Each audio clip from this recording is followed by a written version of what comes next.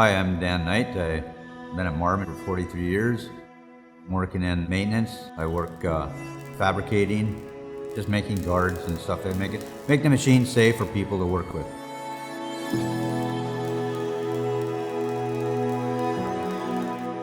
Danny's a great person to work with for a lot of reasons. The things that come to my mind, though, is his positive attitude. He's always happy to be wherever he is, and that's what makes work fun, is when you have coworkers like Danny who enjoy their jobs, who does a good job at his job, but also does it with a smile on his face. His knowledge, his humor, he's a funny guy. He's good to be around. Has a laugh, and you can hear it during the day, so people like being around him. I've always been pretty jolly, I guess. You need to have a positive attitude to make it through the days lots of times, especially now with COVID.